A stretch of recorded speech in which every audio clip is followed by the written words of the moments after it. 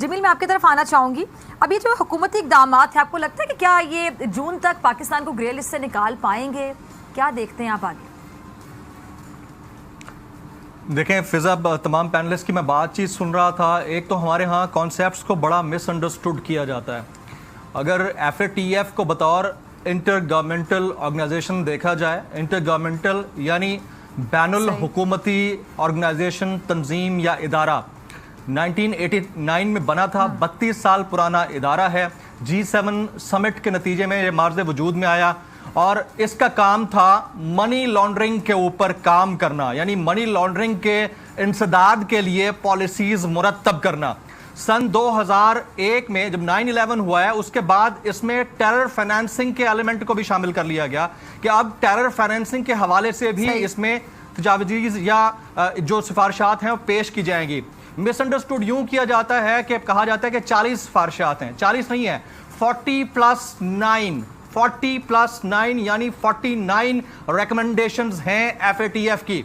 और हमारे यहाँ एक और चीज बड़ी मिसकॉन्सेप्शन की तरफ ले जाती है। कहा जाता है जी कि व्हाइट लिस्ट में कब जाएगा। भाई कौन सी व्हाइट लिस्ट यार, कौन सी व्हाइट लिस्ट? सिर्फ दो लिस्ट हैं, एक ग्रे लिस्ट होती है, एक ब्लैक लिस्ट होती है। जो ब्लैक लिस्ट होती है उनका स्टेटस होता है NCCTs यानी नॉन कोऑपरेटिव कंट्रीज या नॉन कोऑपरेटिव टेरिटरीज, NCCTs कहा जाता है। और जो ग्रे लिस्ट होती है उसके अंदर अब कर्जा देने के ऊपर, कर्जा लेने के ऊपर और दीगर तमाम फैसिलिटीज के ऊपर पाबंदियां लगा दी जाती हैं। अब तक जो एज ऑफ नाउ तातरीन सूरत हाल है, इसके मुताबिक टोटल 18 ममालिक हैं जो ग्रे लिस्ट में है, 2 ममालिक हैं जो ब्लैक लिस्ट हुए हैं। हमारे दोस्तों में से अक्सर को शायद हमें भी ना पता हो कि ब्लैक लिस्टेड कंट्रीज कौन से हैं। एक ईरान है, दूसरा शुमाली कोरिया है। बाकी जो ममालिक ग्रे लिस्ट में हैं उनके ऊपर पाबंदियां हैं। पाबंदियां किस नौइयत की हैं? यानी ये ममालिक कर्जा नहीं ले सकते, इनको अगर कर्जा मिलता है तो सख्त शरायत होती हैं, इनके ऊपर चेक रखा जाता है, 2 स्टेटसेस दिए जाते हैं। ब्लैक लिस्ट होगा तो उसका फॉर्मल स्टेटस होता है कॉल फॉर एक्शन। इसको गौर से सुनिएगा जरा, कॉल फॉर एक्शन यानी इनके खिलाफ फौरी तौर पर कार्रवाई की जाए, जो ब्लैक लिस्टेड कंट्रीज होती हैं। और जो ग्रे लिस्टेड कंट्रीज हैं उनका स्टेटस होता है मॉनिटर्ड जुरिस्डिक्शन। तो हम ग्रे लिस्ट में हैं, हम उन 18 ममालिक में हैं, बदकिस्मती से हैं, जो मॉनिटर हो रहे हैं जुरिस्डिक्शन के लिए और इनके ऊपर तमाम तर चेक्स हैं। अब एक और चीज बड़ी इंपॉर्टेंट है फिजा, मैं यहां जरूर शामिल गुफ्तगू करूंगा। टोटल 37 मेंबर हैं इस ऑर्गेनाइजेशन के, FATF के 37। 2 और इदारे हैं जो कि एसोसिएट मेंबर हैं। वो 2 जो इदारे एसोसिएट मेंबर हैं, एक है यूरोपियन कमीशन और दूसरा है गल्फ कोऑपरेशन काउंसिल। बाकी 37 ममालिक में एक हमारा मुखालिफ तरीन मुल्क भी मेंबर है FATF का, एंड दैट इज इंडिया। तो इंडिया हमेशा से प्लान करता रहा है पाकिस्तान के मामलात को सबोटाज करके इसको ग्रे लिस्ट में रखने के लिए या ब्लैक लिस्ट करवाने के लिए। हां, अगर आप ग्रे लिस्ट से निकलते हैं तो आपकी पोजीशन सेटिस्फैक्टरी हो जाती है। There is no white list kind of a thing. ठीक है। अच्छा, जमील ने ये इंडिया के हवाले से जो बात की, उसामा गाजी, ये बिल्कुल ठीक है कि भारत इस हवाले से साजिशें करता रहा है, लेकिन जो साबिका हुकूमतें हैं, क्या उनकी कोई गफलतें नहीं थी? क्या कोताहियां नहीं थी जिसकी वजह बनी? या सिर्फ हम कह सकते हैं कि भारत की साजिशें ही हैं? देखें, अब दुश्मन तो आपकी कमजोरियों से फायदा उठाएगा ना। जहां जहां आप कमजोर होंगे हर उस सतह पर आपको उठाएगा। बड़ी गहरी बात है कि कमजोरी अपनी भी होगी ना तो दुश्मन उससे फायदा उठाएगा और उसको जरा ज्यादा बढ़ा चढ़ा देंगे। बहुत से ममालिक में ये होंगी। मैं ये नहीं कहता कि सारा कसूर हमारा है, हमारी कमजोरियां हैं, इसमें तो कोई शक नहीं है। इसीलिए तो हम जब दूर करते हैं तो उनको मानना भी पड़ता है कि पूरी तरह से हम उस पर अमल कर रहे हैं। लेकिन देखें कि 2008 में भी पाकिस्तान इस तरह से, जिसको हम ग्रे लिस्ट कहते हैं, उसमें रहा, क्योंकि वो इन्हांस मॉनिटरिंग का शायद टर्म यूज़ की जाती है वैसे तो, कि जी इनकी बड़ी सख्त निगरानी, जिसको हम कह लें सख्त निगरानी में इनको रखा जाएगा, तो उसमें हम आ जाते हैं। उसको फिर आम लफ्ज़ों में ग्रे लिस्ट कहा जाता है। तो अब ये 2008 के बाद 2009 में मुझसे निकलते हैं, 2012 में फिर हमें उसमें लिस्ट में डाल दिया जाता है, इन्हांस मॉनिटरिंग इनकी करेंगे जी। फिर 2015 में बाहर आते हैं, 2018 में फिर पाकिस्तान को डाल दिया जाता है। अब कोई इंडिपेंडेंट तो इस तरह नहीं, या गवर्नमेंट की तरफ से नहीं बताया जाता, लेकिन मेरे पास जो इन्फॉर्मेशन है वो इंडिपेंडेंट थिंक टैंक है, कोई टैब एड लैब, वो कहते हैं, उनका ये दावा है थिंक टैंक का कि जी 38 अरब डॉलर पाकिस्तान को नुकसान हुआ है। अगर देखा जाए जब जब पाकिस्तान ये ग्रे लिस्ट में जाता है, फिर पाकिस्तान की माशी सूरत हाल मुश्किल में आती है।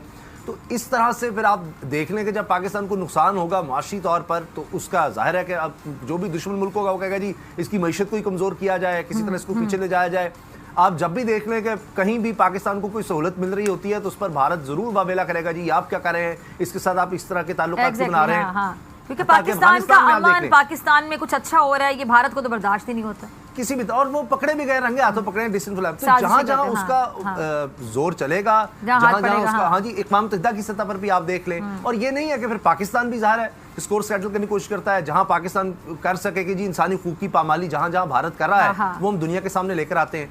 तो ये अब FATF का जो मामला है, हमें इससे हर सूरत निकलना है और जितनी जल्दी हो सके निकलना है। उम्मीद तो ये थी, मैंने जितना देखा है और सोर्सेज ये कहते हैं कि हमारी उम्मीद ये थी कि अगर मेरिट पर फैसला हो तो शायद हम अब ये ग्रे लिस्ट से निकल आते, तो लेकिन अभी नहीं हो सका। अब जून में तो पूरी तरह से उम्मीद है 100% कि पाकिस्तान ये सेटिस्फाई कर देगा। और पाकिस्तान को बहुत ज़्यादा ज़रूरत है इसलिए कि देखिए पहले ही हम मकरूज़ हैं, कर्जे ले रहे हैं मज़ीद, पहले कर्जे उतारने के लिए, तो उनमें सहूलतों के लिए फॉरेन डायरेक्ट इन्वेस्टमेंट के लिए भी ये बहुत ज़्यादा ज़रूरी है। अभी भी इसलिए है कि सबको नज़र आ रहा है, वर्ल्ड बैंक है, IMF है, वो सब चल रहे हैं पाकिस्तान के साथ कि पाकिस्तानी कंप्लाइंट हो जाएगा, वरना खुदा न खासा तो बहुत ज़्यादा मुश्किल हो जाती है। क्योंकि मेरा ख्याल है 2-3 दफ़ा तो लास्ट वार्निंग पे पाकिस्तान चल रहा है और अभी भी एक इजलास इसलिए मुलतवी हो गया था कि वो वबा। अब आगे क्या होता है फारूक सलीम साहब, आपको क्या लगता है कि कौन से 3 इक़दामात हैं वो जिन पर हमें जून तक अमल करना है? इस हवाले से आपके पास कोई मालूमात हैं? आप तो गहरी नज़र रखते हैं मईशत पर। अगर ज़मीनी हकीकत देखी जाए तो जब हम तकरीबन 2 हफ्ते पहले रह जाते हैं, जब FATF की जो मीटिंग है वो होने लगती हैं, तो मुल्क के अंदर तैयारी शुरू हो जाती है। उससे पहले मैंने महसूस किया है कि हम सोए रहते हैं। तो आप अंदाज़ा कीजिए कि हमने सिर्फ जो 6 उसकी शराइत रह गई थी उनके ऊपर अमल दरामदी करते हुए कोई हमें 1.5 से 2 साल निकल गए। और बहस FATF के ऊपर उसी वक्त शुरू होती है जब 2 या 3 हफ्ते रह जाते हैं उसकी मीटिंग के आने। नुकसानात ये अभी जैसे अभी जिक्र किया गया कि तकरीबन $3 अरब का सालाना नुकसान 2008 से लेकर 2020-21 तक एस्टिमेट किया गया है कि हमें फॉरेन डायरेक्ट इन्वेस्टमेंट कम आई है, हमारी एक्सपोर्ट्स कम हुई हैं। इसमें कोई शक की बात नहीं है कि सरमायाकारी करते हुए ममालिक डरते हैं, आपसे तिजारत करते हुए डरते हैं, क्योंकि आप वो इंक्रीज मॉनिटरिंग के अंडर रह रहे हैं। बहुत सारे फॉरेन बैंक्स पाकिस्तान में जो ऑपरेट कर रहे हैं वो घबरा जाते हैं कि अगर हम ग्रे लिस्ट में हैं और खुदा ना करे कि अगर ब्लैक लिस्ट किया जाता है तो फिर उनके ताल्लुकात जो बाकी दुनिया है उससे क्या रहेंगे। एक चीज़ मैंने देखी है कि हमारे अपने अटॉर्नी जनरल ने सुप्रीम कोर्ट में खड़े होकर जब वो सेनेट का केस चल रहा था तो उन्होंने कहा कि जी बहुत सारी पेमेंट्स जो हैं बोरियां भर भर के वो दुबई में कहीं जाके इनकी पेमेंट्स होती हैं। तो इस किस्म की जब स्टेटमेंट्स आती हैं और वो हमारे आला तरीन ओहदेदार जो देते हैं, मेरा ख्याल है कि उनको एहतियात करनी चाहिए। इस किस्म की चीज़ें बोलने से पहले 100 दफ़ा सोचना चाहिए कि इन स्टेटमेंट्स का इस्तेमाल जो है, जैसे भी पहले कहा गया, हमारे दुश्मन ममालिक क्या करेंगे और फिर जो इदारे हमको मॉनिटर कर रहे हैं वो क्या करेंगे। तो ग्रे लिस्ट से क्या जून में हम निकल पाएंगे? मेरा ख्याल है कि हमें जब तक वो कन्विक्शंस के ऊपर जो जोर दिया जा रहा है, जब तक हम ये साबित नहीं कर दिखाएंगे कि हमने कानून साजी तो कर ली है, हम तफ्तीश भी कर रहे हैं, हम मुकदमा भी चला रहे हैं, तो फिर हम सजा क्यों नहीं दे पाते।